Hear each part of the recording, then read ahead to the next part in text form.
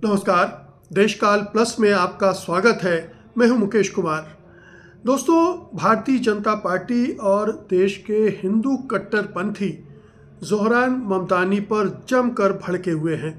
हालांकि ममतानी से उनकी नफ़रत, उनका गुस्सा पुराना है, क्योंकि ममतानी कई बार कई मुद्दों पर मोदी सरकार को, प्रधानमंत्री मोदी को, गुजरात को, बीजेपी के चरित्र को कटघरे में खड़े करते रहे हैं, उस पर प्रश्न चिन्ह लगाते रहे हैं। वो जिस तरह से मुसलमानों के साथ पेश आती रही है उसके सवाल खड़े करते रहे हैं। लेकिन अब उसके भड़कने का कारण दूसरा है। भड़कने का कारण ये है कि ममतानी ने एक हस्तलिखित चिट्ठी लिखी उमर खालिद को। आप और हम सब जानते हैं कि उमर खालिद को 5.5 साल से जेल में रखा हुआ है। उसकी जमानत नहीं होने दी जा रही है। अभी तक चार्जशीट भी दाखिल नहीं की गई है, आरोप भी पुष्ट नहीं है, और ऐसे में उन्हें जेल में बंद रखा गया है। और देश में और विदेश में भी इसको लेकर लगातार चिंताएं जाहिर की जाती रही हैं। कोर्ट में मामला चल रहा है। उम्मीद है कि 4 तारीख को यानी कल इस पर सुनवाई होगी तो शायद उनको कोई राहत मिल जाए। लेकिन कोई भरोसा नहीं है कि हाई कोर्ट, सुप्रीम कोर्ट लगातार उमर खालिद की बेल को लगातार टाल रहे हैं। बहरहाल ये एक दूसरा मसला है कि हमारी अदालतें ऐसे मामलों में क्या रुख अख्तियार करती हैं, और ख़ास तौर पर जब कोई अल्पसंख्यक समुदाय का हो तो फिर तो उनका रवैया ही अलग दिखलाई देने लगता है। लेकिन मुद्दा ये है कि उमर खालिद के नाम एक चिट्ठी लिखी, और उमर खालिद की जो गर्लफ्रेंड है, पार्टनर हैं ज्योत्सना, उन्होंने उस चिट्ठी को सरेआम किया, पब्लिक किया, और उसके बाद से बीजेपी और हिंदुत्ववादी संगठन और लोग भड़क गए हैं। अब इसमें भड़कने की कोई बात नहीं है। सिर्फ उन्होंने इतना ही तो लिखा है कि मैं अंग्रेजी में पढ़ देता हूँ। Dear Umar, I think of your words on bitterness often and the importance of not letting it consume one's self. It was a pleasure to meet. और इसके बाद pleasure to meet में उनके परिवार से, उनके माता पिता से मिलने का उल्लेख है, और एक तरह से ये सहानुभूति देने का उल्लेख है कि हम आपके साथ हैं। तो ये तो एक साधारण सी चिट्ठी थी जिस पर इतना बावेला नहीं मचना चाहिए था, लेकिन बीजेपी ने बावेला मचा दिया और इसे भारत के अंदरूनी मामलों में दखलंदाजी करार दिया। अब ये पुराना ज़माना तो रहा नहीं। दुनिया इतनी खुल चुकी है सोशल मीडिया के मार्फत और तमाम ज़रियों से कि कोई भी किसी पर कहीं भी टिप्पणी कर सकता है, आप उसे रोक नहीं सकते हो। अगर चिट्ठी न लिखते और वो एक सोशल मीडिया पर पोस्ट ही लिख देते तो उसका क्या मायने निकलता। और फिर भारत के अंदरूनी मामलों में दखलंदाजी का सवाल तो वो उठाए जो दूसरे देशों के मामलों में दखलंदाजी न करता हो। और ये भी अंतर्राष्ट्रीय नियम है, बल्कि जो मानवाधिकारों से संबंधित इश्यूज़ होते हैं उनमें तमाम देश एक दूसरे के अंदरूनी मामलों पर उंगलियां भी उठाते हैं, रिपोर्ट भी जारी करते हैं। अमेरिका हर साल धार्मिक भेदभाव पर, भारत में धार्मिक भेदभाव पर एक रिपोर्ट जारी करता है और चिंता व्यक्त करता है।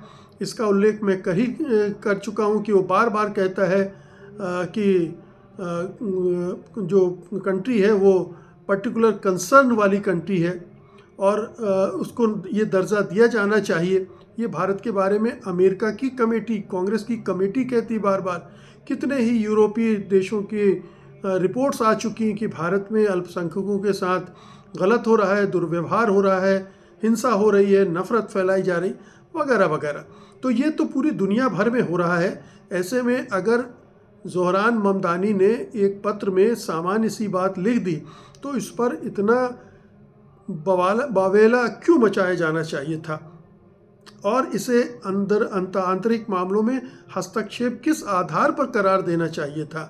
क्या हम बांग्लादेश में जो कुछ हो रहा है हिंदुओं के साथ, उसके बारे में हम नहीं बोल रहे हैं, सरकार नहीं बोल रही है, भारतीय जनता पार्टी नहीं बोल रही है, हिंदुत्ववादी संगठन नहीं बोल रहे हैं? क्या बांग्लादेश पर लगातार हमले नहीं किए जा रहे हैं कि हिंदुओं के साथ इस तरह का व्यवहार क्यों हो रहा है? क्या पाकिस्तान में जो कुछ होता है उसके बारे में भारत सरकार खामोश रहती है कि ये पाकिस्तान का अंदरूनी मामला है, वो देखें, वहाँ हिंदुओं या अल्पसंख्यकों के साथ जो भी व्यवहार हो रहा है उससे हमारा कोई लेना देना नहीं है? श्रीलंका में जब तमिलों के साथ दुर्व्यवहार हो रहा था, उनकी मारकाट हो रही थी, तो क्या भारत चुप बैठा था? दुनिया में कहीं भी किसी भी देश में जब भारतीयों के साथ दुर्व्यवहार होता है, हिंदुओं के साथ दुर्व्यवहार होता है, तो भारत सरकार उनके बारे में बोलती है, हस्तक्षेप करती है। इसी तरह से दुनिया भर के नेताओं का भी अधिकार बनता है कि वो भी अगर भारत में कुछ गलत हो रहा है तो उसकी तरफ उंगली उठाएं, उसके बारे में बातचीत करें और उस पर अपनी आपत्ति भी जाहिर करें। तो ये कोई अनहोनी बात नहीं थी और ना ही आपके लिए अनचाही हो सकती है, लेकिन दुनिया के लिए नहीं। अगर भारत में मानवाधिकारों का हनन हो रहा है तो लोग तो उंगली उठाएंगे ही। आपको अपने कामकाज पर ध्यान देना चाहिए कि ऐसी हरकतें भारत के अंदर ना हो ताकि कोई दूसरा उंगली उठाए।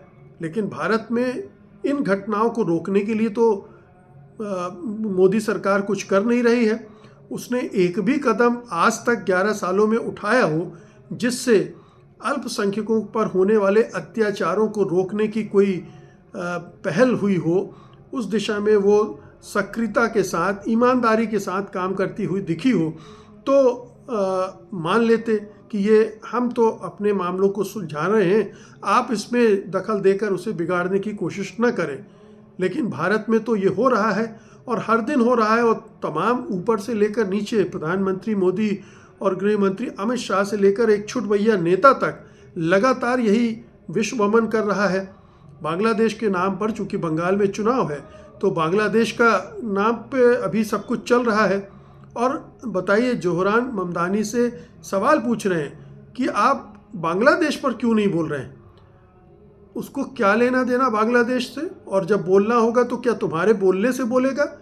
अभी आपसे पूछेंगे कि आपने जो गज़ा में इजराइल ने नरसंहार किया है, आपने उसका कितना विरोध किया है?